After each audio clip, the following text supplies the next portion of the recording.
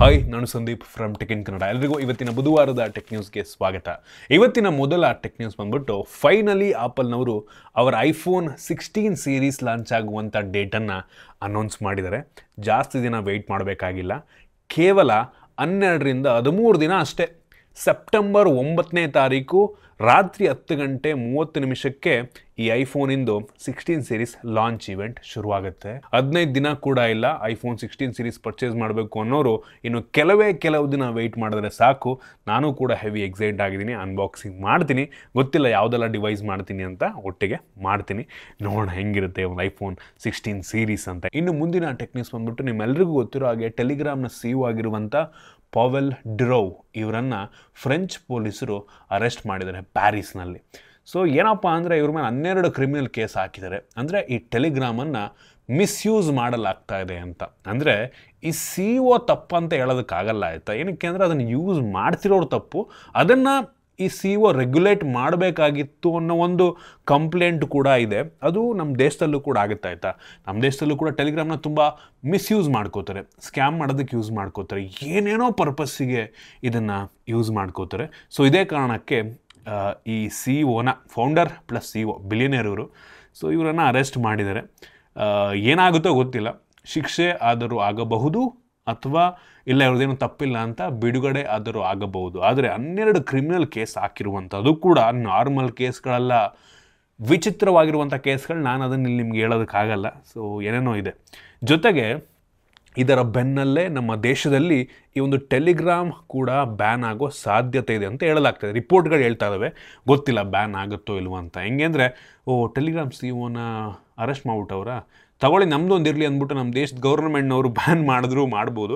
ಆಶ್ಚರ್ಯ ಪಡಬೇಕಾಗಿಲ್ಲ. ಏನಕ್ಕೆ ಅಂದರೆ ನಮ್ಮ ದೇಶದಲ್ಲೂ ಕೂಡ ಈ ಟೆಲಿಗ್ರಾಮನ್ನು ಹೆವಿ ಮಿಸ್ಯೂಸ್ ಮಾಡ್ಕೋತಾ ಇದ್ದಾರೆ. ಫಾರ್ ಎಕ್ಸಾಂಪಲ್ ಗ್ಯಾಮ್ಲಿಂಗಿಂಗ್ ಆಗಿರ್ಬೋದು ಅಥವಾ ಬೆಟ್ಟಿಂಗು, ಗ್ಯಾಮ್ಲಿಂಗು, ಜೊತೆಗೆ ಈ ಪೈರಸಿ ಹೆವಿ. ಈಗ ಟೆಲಿಗ್ರಾಮ್ ಅಂದ್ರೇ ಪೈರಸಿ ಆ ರೀತಿ ಆಗಿಬಿಟ್ಟಿದೆ ನಮ್ಮ ದೇಶದಲ್ಲಿ. ಹೆವಿ ಮೂವೀಸ್ಗಳು ರಿಲೀಸ್ ಆದ ನೆಕ್ಸ್ಟ್ ದಿನವೇ ಟೆಲಿಗ್ರಾಮಲ್ಲಿ ಬಂದ್ಬಿಟ್ಟಿರುತ್ತೆ. ಲಿಂಕನ್ನು ಹಾಕಿರ್ತಾರೆ, ಡೈರೆಕ್ಟ್ ಡೌನ್ಲೋಡ್ ಫೈಲ್ ಹಾಕಿರ್ತಾರೆ. ಈ ರೀತಿ ಅನೇಕ ವಿಷಯಗಳಿಗೆ ಇದನ್ನು ಮಿಸ್ಯೂಸ್ ಮಾಡ್ಕೋತಾ ಇದ್ದಾರೆ ನಮ್ಮ ದೇಶದಲ್ಲೂ ಕೂಡ. ಸೊ ಈ ಕಾರಣದಿಂದ ಈ ಟೆಲಿಗ್ರಾಮ್ ಬ್ಯಾನ್ ಆದರೂ ಆಶ್ಚರ್ಯ ಪಡಬೇಕಾಗಿಲ್ಲ. ಹೌದು, ಟೆಲಿಗ್ರಾಮ್ ಪ್ಲ್ಯಾಟ್ಫಾರ್ಮ್ ತುಂಬ ಚೆನ್ನಾಗಿದೆ. ತುಂಬ ಜನ ಅದರಿಂದ ದುಡ್ಡನ್ನು ಕೂಡ ಮಾಡ್ತಾ ಇದ್ದಾರೆ ಆಯಿತಾ. ಒಳ್ಳೆ ಥರನೂ ಕೂಡ ಕೆಲವು ಜನ ಯೂಸ್ ಮಾಡ್ಕೋತಾ ಇದ್ದಾರೆ. ಬಟ್ ಏನೂ ಮಾಡೋದಕ್ಕಾಗಲ್ಲ. ಅದು ರೆಗ್ಯುಲೇಟ್ ಆಗಿರೋದ ಕಾರಣ ಈ ಗೌರ್ಮೆಂಟ್ಗಳು ಇದನ್ನು ಬ್ಯಾನ್ ಮಾಡಬಹುದು. ಸೊ ಆದಷ್ಟು ರೆಡಿಯಾಗಿರಿ. ಸೆಕೆಂಡ್ ಆಪ್ಷನ್ ರೆಡಿ ಮಾಡಿ ಇಟ್ಕೊಂಡಿರಿ ಆಯಿತಾ. ನಂಗನ್ನಿಸ್ತಂಗೆ ಬರ್ತಾ ಈ ವಾಟ್ಸಪ್ ಕೂಡ ಟೆಲಿಗ್ರಾಮ್ ಥರನೇ ಆಗ್ತಾ ಇದೆ ಆಯಿತಾ. ಟೆಲಿಗ್ರಾಮ್ ಥರನೇ ಆಗ್ತದೆ, ಆಲ್ಮೋಸ್ಟ್ ಆಗಿಬಿಟ್ಟಿದೆ. ಜಾತ್ರೆ ಮಾಡಿಬಿಟ್ಟಿದ್ದಾರೆ ವಾಟ್ಸಪ್ನ. ಸೊ ನೆಕ್ಸ್ಟು ಇದೇ ರೀತಿ ಟೆಲಿಗ್ರಾಮ್ ಇನ್ ಕೇಸ್ ಬ್ಯಾನ್ ಆಯಿತು ಅಂದರೆ ವಾಟ್ಸಪ್ಪಲ್ಲಿ ಶುರು ಮಾಡ್ಕೋತಾರೆ. ಸೊ ವಾಟ್ಸಪ್ನು ಸರಿಯಾಗಿ ರೆಗ್ಯುಲೇಟ್ ಮಾಡಿಲ್ಲ ಅಂದರೆ ವಾಟ್ಸಪ್ಪನ್ನು ಬ್ಯಾನ್ ಮಾಡಿದ್ರು ಮಾಡ್ತಾರೆ. ಹೇಳೋದಕ್ಕಾಗಲ್ಲ. ಗೌರ್ಮೆಂಟ್ ಅವ್ರ ಕೈಯಲ್ಲಿ ಎಲ್ಲ ಇದೆ, ಫುಲ್ಲು ಕಂಟ್ರೋಲ್. ಏನು ಮಾಡೋಕ್ಕಾಗಲ್ಲ. ಅವ್ರು ಬ್ಯಾನ್ ಮಾಡಿದ್ರೆ ಒಂದು ಸರಿ ಬಿಡ್ರಪ್ಪ ಅನ್ಬೇಕು. ಇನ್ನು ಮುಂದಿನ ಟೆಕ್ ನ್ಯೂಸ್ ಬಂದ್ಬಿಟ್ಟು ನಿಮಗೆ ಆಶ್ಚರ್ಯ ಆಗ್ಬೋದು. ನಿಮ್ಮ ಹತ್ರ ಏನಾದರೂ OnePlus 10 Pro ಇದ್ದರೆ ಅದರ ಬೋರ್ಡ್ ಏನಾದರೂ ಹಾಳಾಯಿತು ಅಂದರೆ ನೀವು ರಿಪೇರಿಗೆ ತೊಗೊಂಡೋದ್ರೆ ಅದನ್ನು ರಿಪೇರಿ ಮಾಡೋದಕ್ಕೆ ಸರ್ವಿಸ್ ಸೆಂಟ್ರಲ್ಲಿ 42,000 ರೂಪಾಯಿ ಆಗುತ್ತೆ ಅಂತ ಅಂತಾರಂತೆ ಆಯಿತಾ. ನಾನು ಸೋಷಿಯಲ್ ಮೀಡಿಯಲ್ಲಿ ತುಂಬ ಜನ ಶೇರ್ ಮಾಡಿದ್ದು ನೋಡಿದೆ. ಈ ಬೋರ್ಡನ್ನು ರಿಪ್ಲೇಸ್ ಮಾಡೋದಕ್ಕೆ 42,000 ರೂಪಾಯಿ ಆಗುತ್ತಂತೆ. ಇಂಟ್ರೆಸ್ಟಿಂಗ್ ವಿಷಯ ಏನಪ್ಪ ಅಂತ ಅಂದರೆ ಅದೇ ಫೋನು ಬ್ರ್ಯಾಂಡ್ ನ್ಯೂ ಹೊಸ ಫೋನು ಫ್ಲಿಪ್ಕಾರ್ಟ್ನಲ್ಲೀಗ 44,500 ರೂಪಾಯಿ ಅವೈಲಬಲ್ ಇದೆ ಆಯಿತಾ.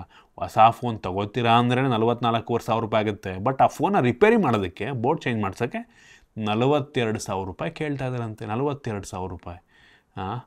42,000 ರೂಪಾಯಿ ಕೊಟ್ಟ ಅಲ್ಲ ಗುರು. ಈ OnePlus 10 Pro ತುಂಬ ಹೆವಿ ಹಳೆ ಫೋನ್ ಏನೂ ಅಲ್ಲ ಆಯಿತಾ, ರೀಸೆಂಟ್ ಫೋನೇ.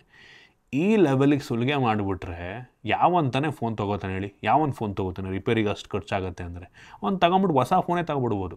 ಹೆಂಗಾಗ್ತಿದೆ ಅಂತ ಅಂದರೆ ಈಗ ನಾವೊಂದು ಫೋನ್ ತೊಗೋತೀವಿ, ಒಂದು 2-2.5 ವರ್ಷ ಆದ ತಕ್ಷಣ ಆ ಫೋನ್ ಅರ್ಧ ದುಡ್ಡಿಗೆ ಸೇಲ್ ಆಗ್ತಿರುತ್ತೆ ಆನ್ಲೈನಲ್ಲಿ ಆಯಿತಾ, ಸ್ಟಾಕ್ ಕ್ಲಿಯರ್ ಮಾಡೋದಕ್ಕೆ. ಹೊಟ್ಟೆ ಉಡ್ದೋಗ್ಬಿಡುತ್ತೆ. ಈಗ ರಿಪೇರಿಗೆ ಹೋಗ್ತೀವಿ, ರಿಪೇರಿ ಮಾಡಿಸೋದು ಒಂದೇ, ನಾವು ಅದೇ ಹೊಸ ಫೋನ್ ತಗೊಳ್ಳೋದು ಒಂದೇ, ಹಂಗೆ ಆಗಿಬಿಡುತ್ತೆ ಆಯಿತಾ. ವಿಚಿತ್ರ ಗುರು. ಅಟ್ಲೀಸ್ಟ್ ರಿಪೇರಿ ಕಾಸ್ಟ್ ಆದರೂ ಕಡಿಮೆ ಮಾಡಬೇಕು. ನಾನು ನಿಮಗೆ ಸಜೆಸ್ಟ್ ಮಾಡೋದಾದರೆ, ನಿಮ್ಗೆ ಈ ರೀತಿ ಏನಾದರೂ ಆಯಿತು ಅಂದರೆ ಅಫಿಷಿಯಲ್ ಸರ್ವಿಸ್ ಸೆಂಟ್ರಿಗೆ ಹೋಗ್ಬೇಡಿ. ವಾರಂಟಿ ಅಂಡರ್ ಇತ್ತು ಅಂದರೆ ಹೋಗಿಬಿಟ್ರೆ ಹೊರಗಡೆ ಮಾಡಿಸ್ಕೊಂಬಿಡಿ ಆಯಿತಾ. ನಿಮ್ಗೆ ಹೊರಗಡೆ ಏನೋ ರೀಬಾಲಿಂಗೋ ಏನೇನೋ ಮಾಡಿಬಿಟ್ಟು ಅಟ್ಲೀಸ್ಟ್ ಸ್ವಲ್ಪ ಕಡಿಮೆ ದುಡ್ಡಿಗೆ ರಿಪೇರಿನಾರ ಮಾಡಿಕೊಡ್ತಾರೆ.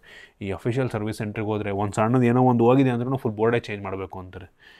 ಸವಾಸಲ್ಲ ಗುರು. ಇನ್ನು ಮುಂದಿನ ಟೆಕ್ ನ್ಯೂಸ್ ಬಂದ್ಬಿಟ್ಟು ಗೂಗಲ್ನವರು ಈ ಗೂಗಲ್ ಮೀಟ್ ಏನು ನೀವು ಕ್ಲಾಸಸ್ ಎಲ್ಲ ಅಟೆಂಡ್ ಮಾಡ್ತೀರಾ, ಏನಾರು ಮೀಟಿಂಗ್ ಅಟೆಂಡ್ ಮಾಡ್ತೀರಾ ಅಲ್ವಾ, ಸೊ ಅದರೊಳಗಡೆ ಒಂದು ಹೊಸ ಫೀಚರ್ ಆ್ಯಡ್ ಮಾಡಿದ್ದಾರೆ. ಇದೇನಪ್ಪ ಅಂತ ಅಂದರೆ ಟೇಕ್ ನೋಟ್ ಅಂತ ಆಯಿತಾ ಫೀಚರು. ಸೊ ಇದೇನು ಮಾಡುತ್ತೆ, ನೀವೇನು ಮೀಟಿಂಗ್ ಅಟೆಂಡ್ ಮಾಡ್ತಿರ್ತೀರ ಅದರ ನೋಟನ್ನು ಅದೇ ಆಟೋಮೆಟಿಕ್ ತೊಗೊಳುತ್ತೆ AI ಮುಖಾಂತರ. ಇಂಟ್ರೆಸ್ಟಿಂಗ್ ಆಗಿದೆ ಈ ಫೀಚರ್ ಆಯಿತಾ. ಸೊ ಇದು ಜೆಮಿನೈ ಯೂಸ್ ಮಾಡಿಕೊಂಡು ಆಟೋಮೆಟಿಕ್ ಅದೇ ನೋಟ್ಸ್ಕೊಂಡು ತೊಗೊಳ್ತಾ ಹೋಗುತ್ತೆ, ನಿಮಗೆ ಸಮ್ಮರೈಸ್ ಮಾಡುತ್ತೆ. ಸೊ ಹೆವಿ ಯೂನಿಕ್ ಫೀಚರ್ ಇದಾಗಿದೆ. ಇನ್ನು ಮುಂದಿನ ಟೆಕ್ ನ್ಯೂಸ್ ಬಂದುಬಿಟ್ಟು ಏರ್ಟೆಲ್ ಅವರೇನೋ ಆಪಲ್ ಅವ್ರ ಜೊತೆ ಏನೋ ಕೊಲ್ಯಾಬರೇಟ್ ಆಗಿಬಿಟ್ಟು ಈ ಆಪಲ್ TV+ ಮತ್ತು ಆಪಲ್ ಮ್ಯೂಸಿಕ್ಕನ್ನು ಈ ಏರ್ಟೆಲ್ ಯೂಸರ್ಸ್ಗಳಿಗೆ ಬಂಡಲ್ಲಾಗಿ ನೀವೇನೋ ಅವ್ರದ್ದು ಪ್ರೀಪೇಡ್ ಪ್ಲ್ಯಾನ್ ಏನು OTT ಜೊತೆ ಬರುತ್ತಲ್ವ, ಸೊ ಅದನ್ನು ತೊಗೊಂಡ್ರೆ ಈ ಏರ್ಟೆಲ್ ಯೂಸರ್ಸಿಗೆ ಈ ಆಪಲ್ TV+ ಮತ್ತು ಆಪಲ್ ಮ್ಯೂಸಿಕ್ ಎರಡು ಕೂಡ ಫ್ರೀಯಾಗಿ ಸಿಗುತ್ತೆ. ಒಂದು ಒಳ್ಳೆಯ ವಿಷಯ. ಆಪಲ್ ಮ್ಯೂಸಿಕ್ ಆ್ಯಕ್ಚುಲಿ ಚೆನ್ನಾಗಿದೆ ಆಯಿತಾ, ಸಖತ್ತು ಒಳ್ಳೆ ಕ್ವಾಲಿಟಿ ಆಡಿಯೋ ನಮಗೆ ಆಪಲ್ ಮ್ಯೂಸಿಕಲ್ಲಿ ಸಿಗುತ್ತೆ. ಇನ್ನು ಮುಂದಿನ ಟೆಕ್ ನ್ಯೂಸ್ ಬಂದ್ಬಿಟ್ಟು ಯೂಟ್ಯೂಬ್ ಅವರು ಅವರ ಪ್ರೀಮಿಯಮ್ ಸಬ್ಸ್ಕ್ರಿಪ್ಷನ್ ಪ್ಲ್ಯಾನ್ನ ಹೆವಿ ಜಾಸ್ತಿ ಮಾಡಿದ್ದಾರೆ. ಸೊ ನೋಡ್ತಾ ಇದ್ದೀರಾ, ಮಂತ್ಲಿ ಸ್ಟೂಡೆಂಟ್ ಪ್ಲ್ಯಾನ್ ₹10 ಜಾಸ್ತಿ ಆಗಿದೆ. ನಮ್ಮ ದೇಶದಲ್ಲಿ ಹೆಂಗೂ ಯಾರೂ ಈ ಪ್ರೀಮಿಯಮ್ ದುಡ್ಡು ಕೊಟ್ಟಂತೂ ತೊಗೊಳ್ಳಲ್ಲ. ಇವರೆಷ್ಟೇ ಜಾಸ್ತಿ ಮಾಡಿದ್ರು ಯಾರೂ ತಗೊಳ್ಳೋರಿಗೆ ಸ್ವಲ್ಪ ಬರ್ಡನ್ ಅನ್ನಿಸ್ಬೋದೇನೋ. ಇನ್ನು ಮುಂದಿನ ಟೆಕ್ ನ್ಯೂಸ್ ಬಂದುಬಿಟ್ಟು ಶಾಮಿ MI ಅವರು ಹೊಸ QLED TV ಸೀರೀಸನ್ನು ಲಾಂಚ್ ಮಾಡಿದ್ದಾರೆ ಆಯಿತಾ. ಶಾಮಿ X Pro QLED ಅಂತ. ಪ್ರೈಸ್ ಆ್ಯಕ್ಚುಲಿ ರೀಸನಬಲ್ ಆಗಿದೆ ಅಂತ ಅನ್ನಿಸ್ತದೆ ನನಗೆ. ಇದರ 43 ಇಂಚಿಂದು ₹30,000 ಶುರುವಾಗ್ತಾ ಇದೆ ಆಯಿತಾ. ಸೊ QLED TVಗೆ 43 ಇಂಚಿಂದು ₹30,000 ಅಂದರೆ ರೀಸನಬಲ್ ಅಂತಲೇ ಅಂತೀನಿ. ಇದರಲ್ಲಿ ನಿಮ್ಗೆ 55 ಇಂಚ್ ಕೂಡ ಸಿಗ್ತದೆ, ಅದು ₹45,000 ಆಗುತ್ತೆ. 65 ಇಂಚಿಂದು ₹63,000 ಆಗುತ್ತೆ. ಅದೇ ಸ್ಯಾಮ್ಸಂಗಲ್ಲಿ ನೀವು QLED ತೊಗೊಳಕ್ಕೆ ಹೋಗ್ತೀರಾ ಅಂದರೆ ಲೇಟೆಸ್ಟ್ ಮಾಡಲು 1,20,000 30,000 ಆಗುತ್ತೆ. ಬಟ್ MI ಆಗಿರೋದ್ರಿಂದ ಕಾಸ್ಟ್ ನಿಮಗೆ ಸ್ವಲ್ಪ ಕಡಿಮೆಗೆ ಸಿಗಬಹುದು. ಇದರಲ್ಲಿ ಆಬ್ವಿಯಸ್ಲಿ ಅವ್ರದ್ದು OS ಅದು ಇದು ಹಾಕಿರ್ತಾರೆ, ಏನೇನೋ OSಗಳು ಹಾಕಿರ್ತಾರೆ. ಅದೊಂದು ಬೇಜಾರು ಅನ್ನೋದು ಬಿಟ್ಟರೆ ಪರವಾಗಿಲ್ಲ ಆಯಿತಾ. ಫೀಚರ್ಸ್ ಅಂತೂ ವಿತ್ ಪರ್ಫಾಮೆನ್ಸ್ ಎಲ್ಲ ನನಗೆ ಇದು ನೋಡಿದ್ರೆ ಒಂದು ಲೆವೆಲಿಗೆ ಚೆನ್ನಾಗಿದೆ ಅಂತ ಅನ್ನಿಸ್ತಾ ಇದೆ. ಡಿಸ್ಪ್ಲೇ ಕ್ಲಾರಿಟಿ ಕೂಡ ಚೆನ್ನಾಗಿರ್ಬೋದು ಇವು ತೊಗೊಂಡಿರುವಂಥ ಸರ್ಟಿಫಿಕೇಷನ್ಸ್ ಎಲ್ಲ ನೋಡಿದ್ರೆ. ಸೊ ನೋಡೋಣ ಹೆಂಗಾಗತ್ತೆ ಸೇಲ್ಸ್ ಅಂತ. ಇತ್ತೀಚೆಗಂತೂ ಯಾವ ಬ್ರ್ಯಾಂಡ್ ಅವರು ಈ ದೊಡ್ಡ ಬ್ರ್ಯಾಂಡ್ ಸೋನಿ, ಸ್ಯಾಮ್ಸಂಗು ಇವರು LG ಅವ್ರು ಬಿಟ್ಟರೆ ಯಾರೂ ಕೂಡ ಅಷ್ಟು ದೊಡ್ಡದಾಗಿ TVಗಳನ್ನ ಲಾಂಚ್ ಮಾಡ್ತಿಲ್ಲ. ಮಾರ್ಕೆಟ್ ತುಂಬ ಸ್ಟ್ಯಾಗ್ನೆಂಟ್ ಆಗಿಬಿಟ್ಟಿದೆ ಆಯಿತಾ. ಎಲ್ಲರೂ TV ತೊಗೊಂಡ್ಬಿಡ್ತೀವಿ, ಬಟ್ TV ಅಷ್ಟು ಬೇಗ ಹಾಳಾಗಲ್ಲ. ಅದರಿಂದ ಒಂದು ಸಲ ತೊಗೊಂಡ್ಮೇಲೆ ಯಾರು ಮತ್ತೆ ತೊಗೊಳಕ್ಕೆ ಹೋಗಲ್ಲ ಅಲ್ವಾ. ಸೊ ಅದರಿಂದ ಈಗ ಮಾರ್ಕೆಟ್ ಫುಲ್ ಡೌನ್ ಆಗಿಬಿಟ್ಟಿದೆ. ಯಾವ ಬ್ರ್ಯಾಂಡ್ ಅವ್ರದ್ದು ಕೂಡ TV ಅಷ್ಟು ಸೇಲ್ ಆಗ್ತಿಲ್ಲ, ಬರೀ ದೊಡ್ಡ ಬ್ರ್ಯಾಂಡ್ಗಳಾಗ್ತಾವೆ ಅಷ್ಟೇ. ಇನ್ನು ಮುಂದಿನ ಮತ್ತು ಕೊನೆಯ ಟೆಕ್ ನ್ಯೂಸ್ ಬಂದುಬಿಟ್ಟು ಶಾಮಿ ಅವರು MI ಅವರು ಮುಂದಿನ ವರ್ಷ ಬಟನ್ಲೆಸ್ ಫೋನ್ನ ಲಾಂಚ್ ಮಾಡ್ತಾರಂತೆ. ಆಪಲ್ನವ್ರು ಏನೇ ಮಾಡ್ತೀವಿ ಅಂದರೂ MI ಅವರು ಶಾಮಿ ಅವರು ಅದಕ್ಕಿಂತ ಮುಂಚೆನೇ ಕಾಪಿ ಮಾಡಿಬಿಟ್ಟಿರ್ತಾರೆ. ಆಪಲ್ನವ್ರು ಇನ್ನೂ ತಗೊಂಡೇ ಬಂದಿಲ್ಲ, ಆಲ್ರೆಡಿ ಶಾಮಿ ಇವ್ರು ಬಟನ್ಲೆಸ್ ಫೋನ್ ತಂದುಬಿಡ್ತೀವಿ ಅಂತ ಆಲ್ರೆಡಿ ಅನೌನ್ಸ್ ಮಾಡಿಬಿಟ್ರು. ಕತೆ ಗುರು. ಆಪಲ್ನವರೇ ತರೋಕ್ಕಾಗಿಲ್ಲ ಇನ್ನು. ಮೋಸ್ಟ್ಲಿ ನೆಕ್ಸ್ಟ್ ವರ್ಷ ಆಪಲ್ನವರು ಕೂಡ ಕಂಪ್ಲೀಟ್ಲಿ ಯಾವುದೇ ಬಟನ್ಸ್ ಇಲ್ಲದ ರೀತಿ ಜಸ್ಟು ಟಚ್ ಕಂಟ್ರೋಲ್ ಇರ್ಬೋದು ಮೋಸ್ಟ್ಲಿ ಸೈಡಲ್ಲಿ, ಆ ರೀತಿ ಬರ್ಬೋದು ಫೋನು. ಅದೇ ಟೈಮಲ್ಲಿ ಶಾಮಿ MI ಅವರು ಕೂಡ ಕಾಪಿ ಮಾಡಿ ತೊಗೊಂಬಂದ್ರೆ ಆಶ್ಚರ್ಯ ಪಡಬೇಕಾಗಿಲ್ಲ. ಸೊ ಇದಿಷ್ಟು ಇವತ್ತಿನ ಟೆಕ್ ನ್ಯೂಸ್. ಐ ಹೋಪ್ ನಿಮಗೆ ಇವತ್ತಿನ ಟೆಕ್ ನ್ಯೂಸಲ್ಲಿ ಕೆಲವೊಂದು ಹೊಸ ವಿಷಯ ತಿಳ್ಕೊಳ್ಳೋಕೆ ಸಿಕ್ಕಿದೆ ಅಂತ ಅನ್ಕೋತೀನಿ. ಇಷ್ಟ ಆಗಿದ್ರೆ ಲೈಕ್ ಮಾಡಿ, ಶೇರ್ ಮಾಡಿ. ಇದೇ ರೀತಿ ನಮ್ಮ ಬೇರೆ ವಿಡಿಯೋಗಳಿಗೆ ನಮ್ಮ tech in Kannada YouTube channel subscribe ಮಾಡ್ಕೊಂಡಿಲ್ಲ ಅಂದರೆ ಇಲ್ಲೇ ಸಬ್ಸ್ಕ್ರೈಬ್ ಮಾಡ್ಕೊಳ್ಳಿ ಮತ್ತು ಬೆಲ್ ಐಕಾನ್ ಕೂಡ ಕ್ಲಿಕ್ ಮಾಡ್ಬೋದು. ಸಿಗೋಣ ಮುಂದಿನ ವಿಡಿಯೋದಲ್ಲಿ.